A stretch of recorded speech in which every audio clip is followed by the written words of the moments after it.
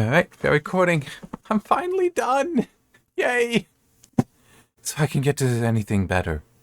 There's plenty. It did not end well. Well, no, I shouldn't say that. It did not end strongly. I don't want to say it did not end well. I don't want to say that it ended badly. But it ended weak and poorly. So.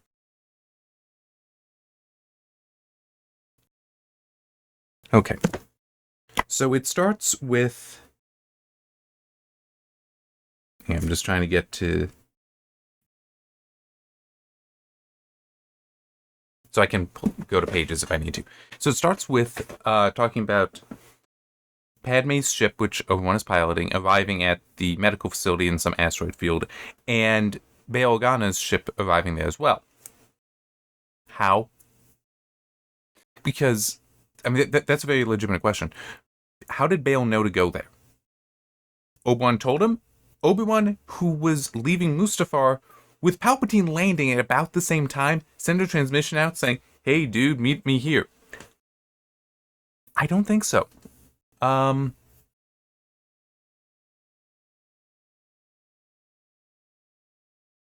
Yeah.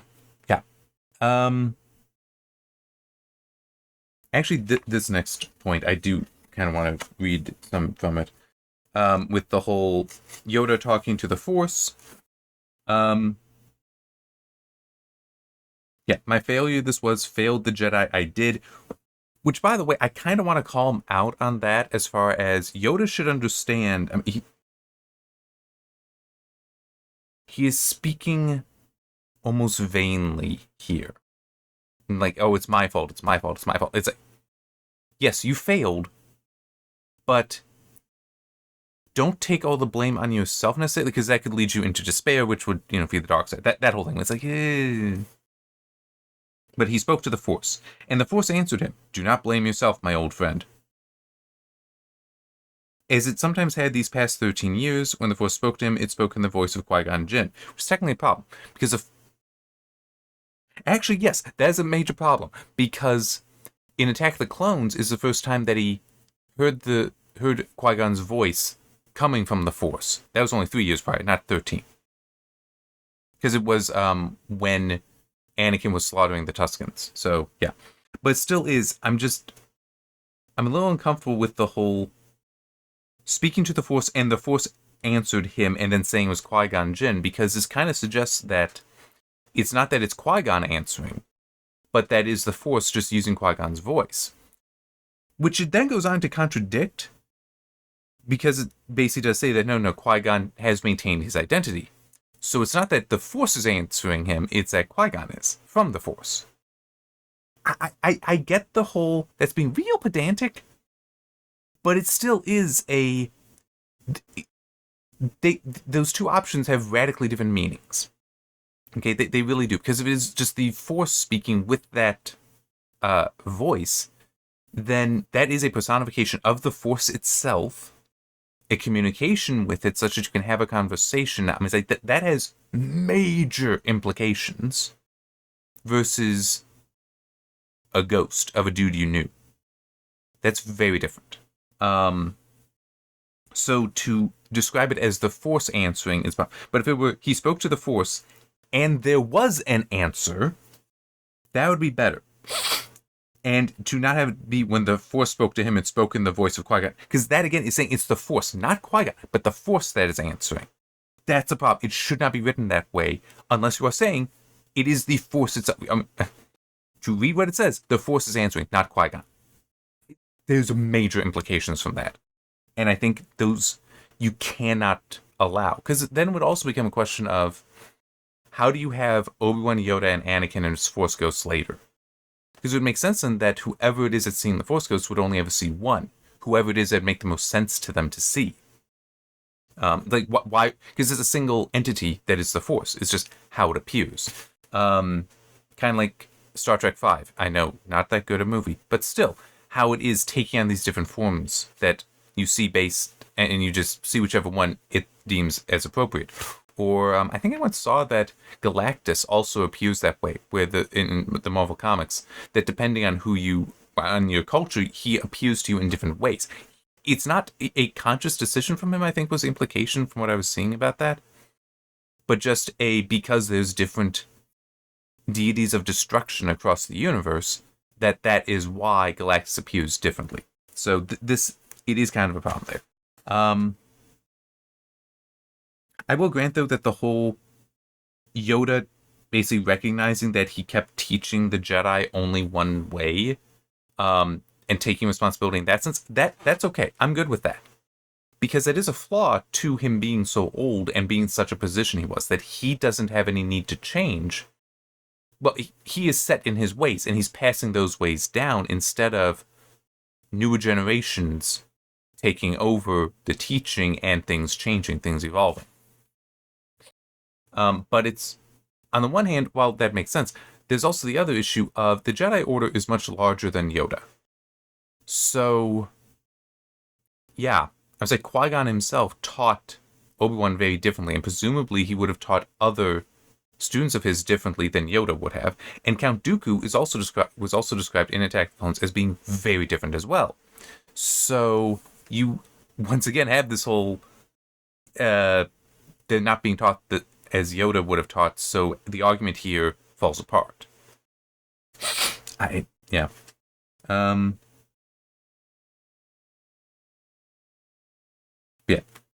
Changed has the galaxy. Changed the order did not, because let it change I did not. More easily said than done, my friend. I also found this odd. An infinite mystery is the Force. Much to learn there is. This is Yoda still talking. And you will have time to learn it. It's like, no, he doesn't. He dies in like 22, 23 years. Infinite knowledge, infinite time does that require. With my help, you can learn to join with the Force, yet retain consciousness. You can join your light to it forever, perhaps in time, even your physical self. I'm not the happiest with some of this, and it's, why does Qui-Gon have this knowledge? That's the main thing, because it's already set up that this is unique, that Qui-Gon figured this out. It's like, okay, but why only him? Because basically what it's talking about here, because it then goes on, because Yoda did not move. Eternal life he's recognizing this, which is I don't like they're even touching on that, because that shouldn't be what Yoda would think about. But the eternal goal of the Sith, yet they can never achieve it. It comes only by the release of self, not the exaltation of self. It comes through compassion, not greed. Love is the answer to the darkness. I got issues with that I'll get to. Just writing issues, not the concept. But so, what it's describing there, though, why wouldn't a Jedi Master who dies of natural causes and is giving himself to the Force because it's my time, why would they have not already achieved this? I was like, this is a bad answer for that question of why is Qui-Gon the first? Because there should have been plenty before him that would have achieved this Force Ghost status. And it's also the whole, with my help you can learn to join with the Force yet retain consciousness, which is technically all he has presumably achieved. You can join your light to it forever. Well, technically when he dies it's going to happen anyway. Perhaps in time even your physical self. Which would seem to suggest that that's the whole, he would just disappear, as he does in Return of the Jedi, and technically also as Obi-Wan does in A New Hope. Although it doesn't align with the book, it aligns with the movie. But it doesn't quite align with the book. Because in the book, in the movie, Obi-Wan surrenders and allows himself to be killed. But in A New Hope, in the novelization, it's more so he actually does just fail. He doesn't defeat Vader. Vader defeats him. It's more so that. So shouldn't he have been in an excited enough state that it wasn't, that he wouldn't have entered his Force Ghost? I mean, it's one of those things where the mystery is fine. You could have kept the mystery. You're trying to give a specific answer, but the problem is trying to give an answer to a mystery sometimes means you're actually destroying the mystery. You're not solving it. You're not answering. And it feels kind of like that's the situation here. That you're actually it's kind of like the same criticisms for midichlorians, is that when the Force is just mysticism there, that's a bit easier to work with that and just see that, well, various people can achieve it, versus, no, you have to have these things in your bloodstream, or in your cells, because it's technically not limited to just your bloodstream. But it's like, okay, then shouldn't that have these other consequences? Like, the whole, does that mean that if a vampire bit a Jedi, they become a Force user? It's like, there are issues like that. I think most of the question would be, could you do stem cell therapy? I was like, you start opening up these other things that if you just left it as the mystery, those things aren't a problem anymore. These things are not problems anymore. Okay. But yeah, and then also, become one with the Force, yet influence still have a power greater than all it is. It cannot be granted, it can only be taught. It is yours to learn if you wish it. Yeah, I mean, it's like, I get the idea of what you're doing here, but I do think it is done poorly, very poorly. As I said, trying to give answers to mysteries that don't need answers, and the answers, I think, don't quite align. Oh, and also I need to explain that it comes through compassion, not greed. Love is the answer to the darkness. And it's just, maybe it's because I've seen too many things that are that, where it's like, the power of friendship. It's like, I get the sentiment, but I feel like there are better ways of putting it that isn't so on the nose. The power of friendship kind of stuff, the power of love. Especially because I think this will be an okay way to put it.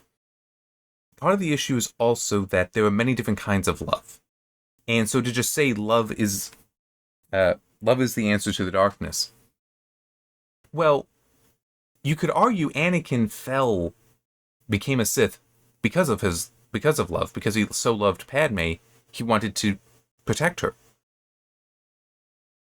That's technically not inaccurate, but it's not completely true either.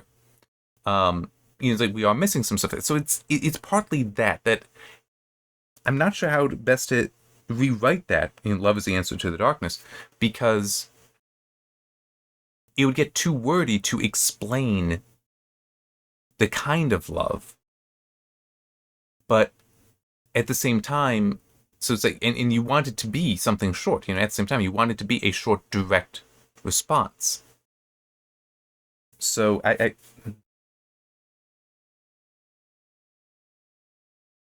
feel like somehow making it, using a phrase to refer to just the love of all living things, the love of existence itself, that is a humbling love, that would be what challenges the darkness eventually, and would defeat it eventually. Okay. Next thing I have, so Padme is dying, giving birth, all that. Kind of like we see in the movie. It's a bit different in here. Something that...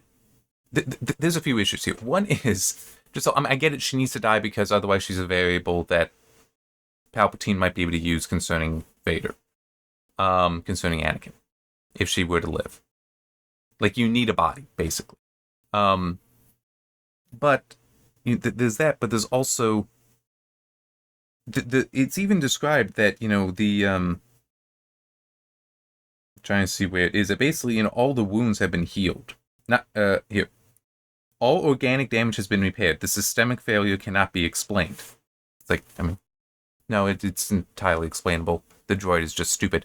But it still is like, she so loves Anakin that by that being broken, that love being broken, she has lost the will to live. But at the same time, the children are an expression, are a result of her love for Anakin. And they are not a betrayal. So she's just going to die instead of trying to live for them. I don't like this. I think it would be better if it were instead, no, she is physically injured. And it's like, we can't, and even a statement of, from the medical droids, that we have, Obi-Wan, before you came in here, basically, we told her, we can save her, but not the kids. And she said, save the kids, let me die, kind of thing. It's like, because that's a real thing that some women have had to run into. where their lives are in danger, but that they would rather spend that life to give birth than to lose their children and die and survive. So it's like that's a real decision women have made. So it's like I feel that would have been far better here, because now there's a reason. Because I mean, it's like she died of a broken heart. It's like, yeah, while having 2 kids with the person that she loved. So it's like she's giving up on the kids too. This actually isn't that great. That isn't that great an explanation. But also something else. So large language models are nice for looking things up, especially because I don't need like a WebMD kind of description here. No mention of them being premature, because she's only supposed to be 5 months along, and they're twins. I just asked the whole, basically, for a child born in approximately 5 months, what are the health concerns you would expect? And the thing I got here is saying it would be considered extremely preterm. Expected health issues would include respiratory problems, which actually makes some sense because your respiratory system is one of the last things to develop, is my understanding. Cardiovascular issues, neurological problems, and it lists several, and it's like including cerebral palsy may be a potential risk. Gastrointestinal issues such as necrotizing enterocolitis, infection and sepsis, vision and hearing problems, and developmental delays. I had also asked it all in the same question: how long until it would be ready to go home? Because they're like, oh yeah, we just, Luke goes to Tatooine and Leia goes to Alderaan right away. 3 to 6 months or more of hospitalization in the NICU, several weeks to months of mechanical ventilation and oxygen therapy, gradual transition to less invasive respiratory support and eventual weaning off oxygen, close monitoring and management of potential complications such as infection, cardiovascular issues, and neurological problems, and ongoing assessment and intervention for developmental delays and disabilities. Padme is described as human. Anakin is as well. Now, even if you want to say that, well, it's Star Wars, they have really advanced technology, so they can treat the kids. It's like, okay, that's fine. They still need the NICU for, let's just say 4 months, until they would reach normal term. Because I don't think you could go with, well, no, that the NICU can accelerate the growth faster than term. It's like, I don't think it's a good idea to go in that direction with it. So it's a significant problem, and it then is also if you had that level of medical technology, why couldn't it be yeah, it seems she's lost her will to live. We're keeping her alive anyway because we got the tech for that. I mean, there's so many problems this opens up by ignoring the fact that 5 months is very early. And by the way, I didn't mention twins when asking the question, which was just, for a child born at approximately 5 months, what are the expected health issues and how long until it would be ready to go home? That's what I asked it. Twins would be even worse because you'd expect them to be smaller as well. To be small in size. Their actual development might be the same as a single child that developed to 5 months, but they are going to be physically smaller. Because there's 2 of them, so fewer resources, all that. And less space for them. Well, I'm not sure if space would have actually come into play yet. But still, I would believe that is the case. I'm just trying to think if there's anything else to mention. Not really for that moment. Padme, which, actually, no, this is a problem as well. It's also a little weird, because it describes the opaque tent that is from her chest down, so they're doing stuff to protect her modesty. It's like, okay, in a situation like this, you wouldn't care. I'm just... But it's also she has the pendant that Anakin gave her back in The Phantom Menace. She has that, and presses it into Obi-Wan's hand. It's like, why does she have that? Like, when you think about it, they wouldn't have let her have that. They very likely would have removed her clothing, because it's like, we need to be able to not be obstructed if we're doing surgery on you. Okay, that is a normal thing there. She wouldn't have the pendant. It's like they would have taken that away as part of the effects. It would be just off to the side. But no, she apparently has it, presses it into Obi-Wan's hand. And let me see if I can actually get the line. Because she's basically telling him there's still good in him. Oh, yeah, Obi-Wan, there is still good in him. I know there is still, and then she dies. So she pushes it into his hand. And it's actually kind of funny and sad what happens. Funny, not in a haha way, but just Obi-Wan doesn't know what it is. He's not familiar with it. He doesn't recognize that was something Anakin made for her. And it's also funny because he says he can sense the Force, basically her life force still on it, and the transcendent love that's there. But he can't read Anakin's off of it. I mean, you would think that because of when he made it, how he made it, why he made it, his mark would also be on there, that he would understand. But because they got no idea what it is, it's like, I guess we'll just bury it with her. It's like, that's actually like the opposite of what she wanted. I mean, you could have even had somebody just say, but Obi-Wan, she gave it to you. Like, you are supposed to value this. Even if you don't understand what that value is, you're still supposed to value it. It's like, bit of a problem. But there is also another thing, and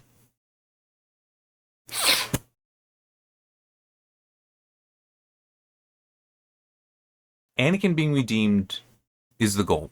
And I feel like that's trying to set it up, but it's the wrong kind of redemption, I feel. Or at least the wrong path for it. His redemption does not come through Padme. Not directly. It comes through Luke.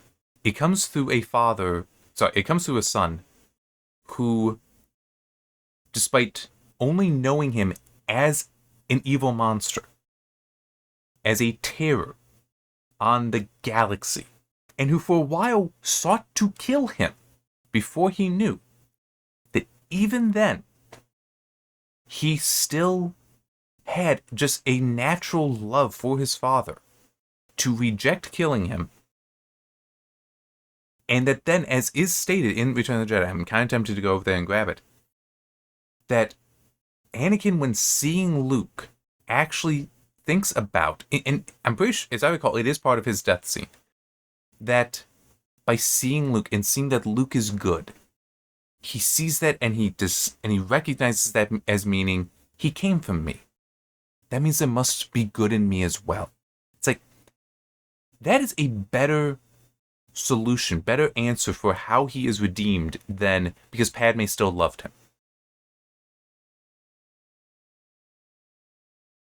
And I just feel like having the pendant there and being the image of Padme predicting his redemption, but also saying it as there's still good in him and I love him still. I'm saying it doesn't. I feel it doesn't work as well.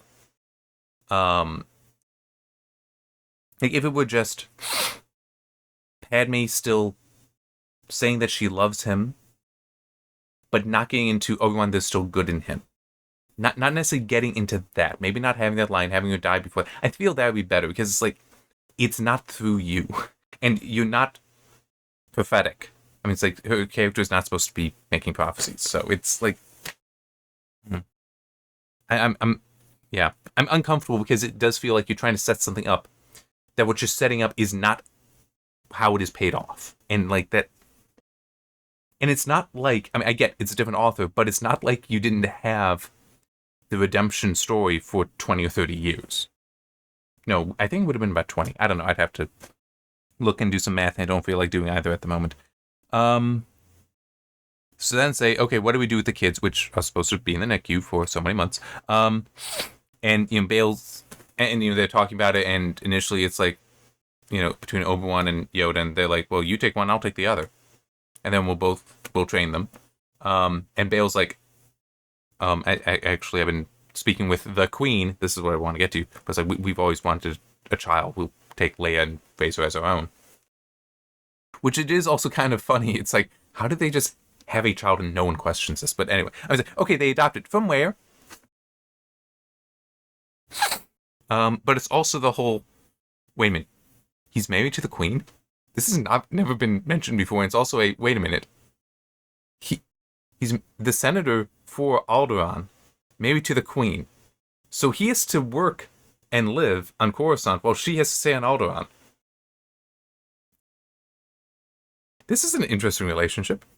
Now, it did occur to me when I'm writing the note that I don't actually like this. That's like, okay, well, they want to explain it being Princess Leia. It's like, okay, why can't it be he's married to the then princess?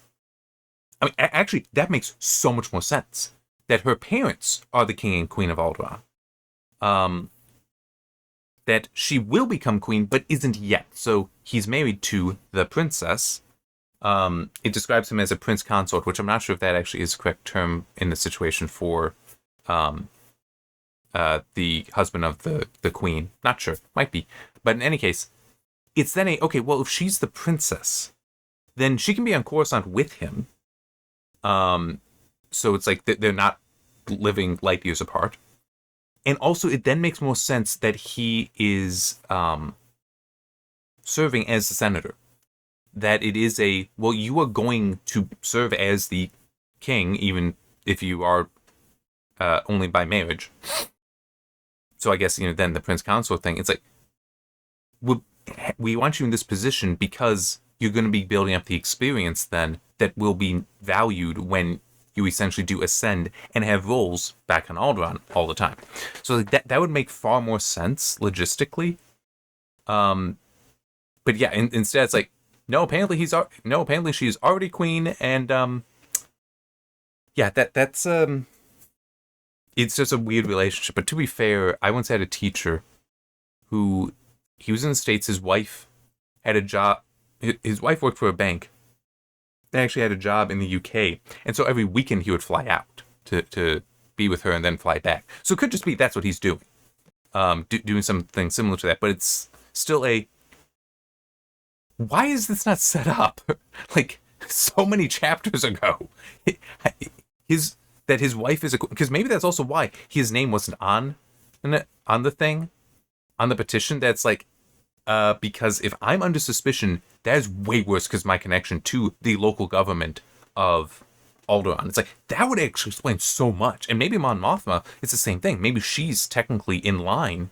Like, what if she's part of a royal family and she's technically in line to ascend to the throne? Again, it might be we can't because it's too risky for our homes. I was like, that maybe, but no, we've never got an explanation there in this. Yeah.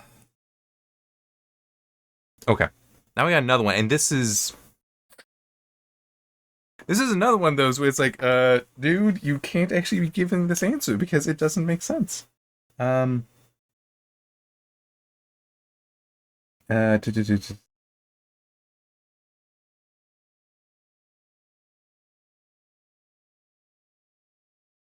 Okay, yeah, here it is.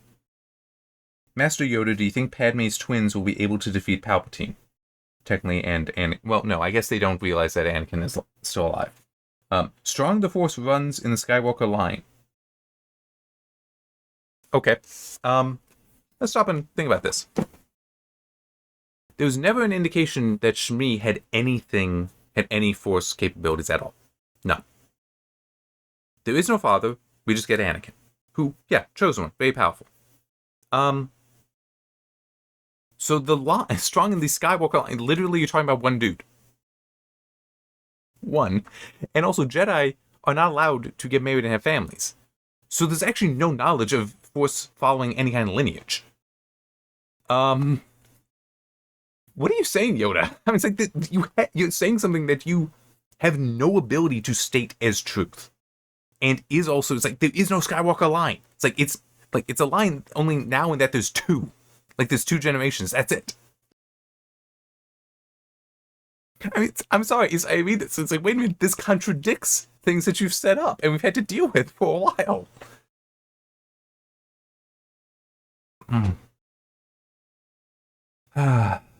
Okay. Now we get to the whole stuff with Anakin.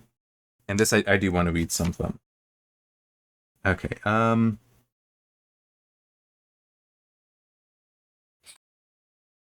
just need to find it. It's a fair bit to read. Okay. You can hear yourself breathing. It comes hard and harsh, and it scrapes nerves already raw, but you cannot stop it. You can never stop it. You can never even slow it down. You don't even have lungs anymore. Mechanisms hardwired into your chest breathe for you. They will pump oxygen into your bloodstream forever. Lord Vader, can you hear me? Yeah, and you can't. Not in the way you once did. Sensors in the shell that prisons your head trickle meaning directly into your brain. You open your scorched pale eyes. Optical sensors integrate light and shadow into a hideous simulacrum of the world around you. Or perhaps the simulacrum is perfect and is the world that is hideous.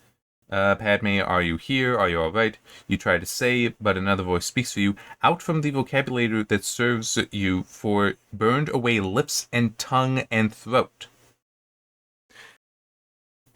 Anakin sees Luke, hears Luke, and talks to Luke 20 or so years after this in Return of the Jedi.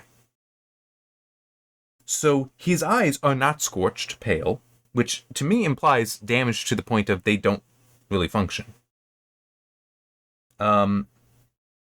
He can hear, because the helmet is off, so and in the image of it, it's not like you see something there that would allow him to continue hearing. And he speaks with lips, tongue, and throat. None of these wounds can he have. But that it is what he is described as having. This is another problem. Yeah. Because it's also, once he's in the suit, it's not like they would decide to go in there and start healing any of this stuff. There's no reason for that. It's also kind of curious that they don't mention any use of Bacta to heal him, but anyway. It still is just, yeah. That is a contradiction with what we get in Return of the Jedi.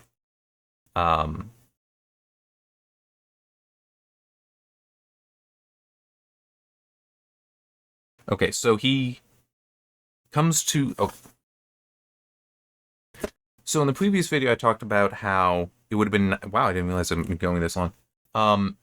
It would have been nice... I talked about how they suggest some, but they don't really explore any of the duality of Vader and Anakin. With this chapter, we kind of have it where now he realizes that it's all just him. That he killed Padme. Because finally... when you could have saved her, when you could have gone away with her, when you could have been thinking about her, you were thinking about yourself. It is in this blazing moment that you finally understand the trap of the dark side, the final cruelty of the Sith. Because now yourself is all you will ever have. Okay? And you rage and scream and reach through the Force to crush the shadow, Palpatine, who has destroyed you. But you are so far less now than what you were. You are more than half machine. You are like a painter gone blind, a composer gone deaf. You can remember where the power was, but the power you can touch is only a memory. And so with all your world-destroying fury, it is only droids around you that implode, and the equipment, and the table on which you were strapped shatters, and in the end, you cannot touch the shadow.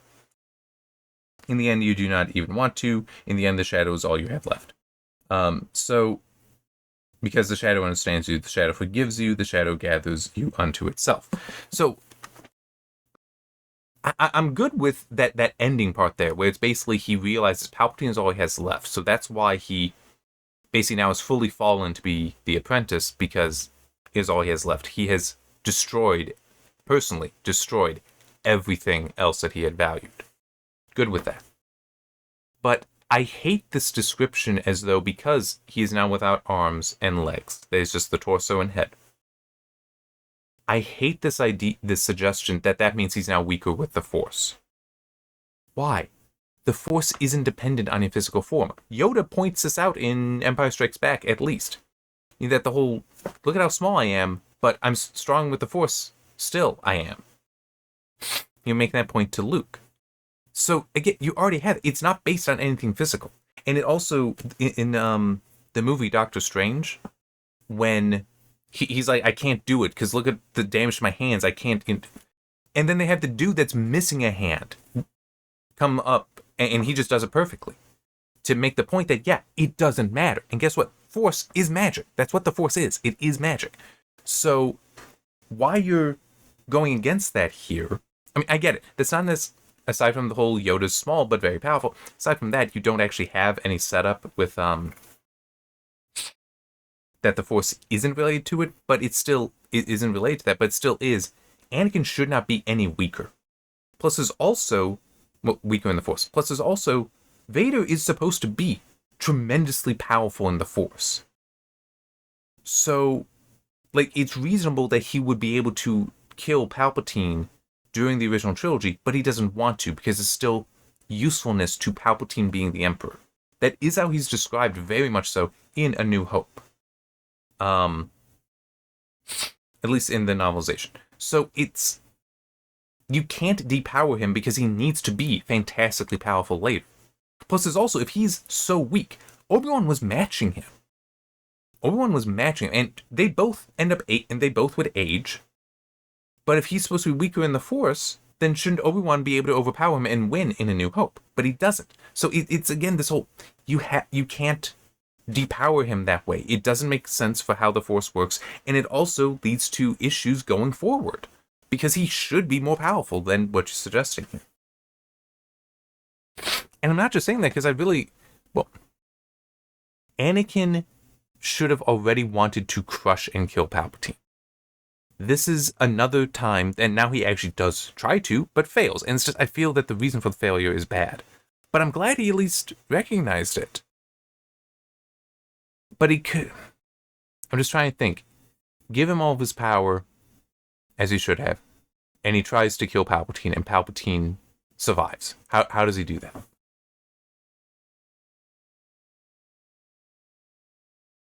He should do it the way he's been doing it, by manipulating him. That if he were to like rest a hand on the Vader's body, and just like ignoring what Vader's trying to do to him, what Anakin's trying to do to him, just like ask him what's wrong. You know, just something like that, something which shows a kindness, shows a compassion, and then it can snap for Anakin that this shadow is all I have left. Then you could do that, where it's by showing that compassion there, which Palpatine potentially does actually care about Anakin as far as you are my greatest apprentice. Could be that element to it, but it's also the whole, he by manipulating him, that he knows he's trying to kill me.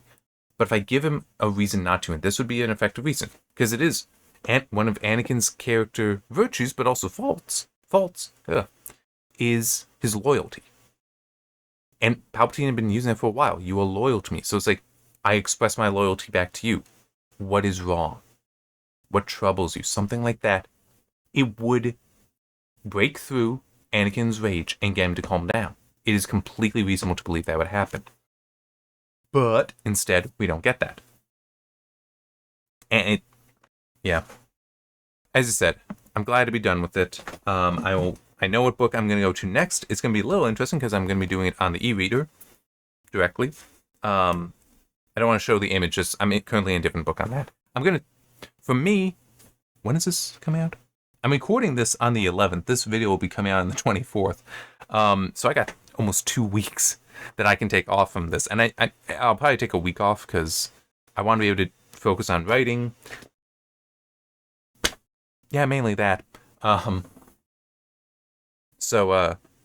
Yeah, but it and I might decide to let there be a gap between this and that. I don't know. I'll think on that one. But yes, I do know what I will be getting to next. We'll be doing that, and it should be a lot of fun.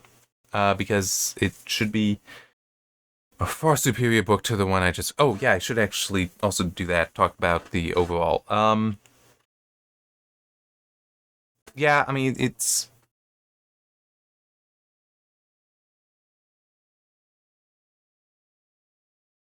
It is still... Partly, I can't change from what I've said before, that if it starts badly, such that I wanted to leave, I can't... If a story gets better, I can't be like, oh, but it works out well. It's like, no, if I already felt like I would have stopped reading it, that's where I'm stuck. I can't elevate it after that. Because if I want to stop reading it, then I wouldn't have gone to where it was good. There's that.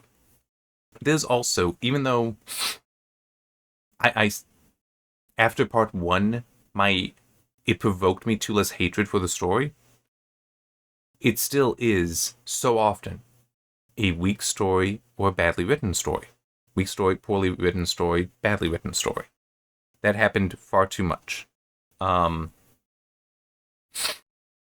Attack of the Clones was better than that. Yes, I got plenty of issues with that, but some of that was like the conspiracy is silly, is stupid, it's poorly done, and other things. Where it's like, yeah, shouldn't it be working on this?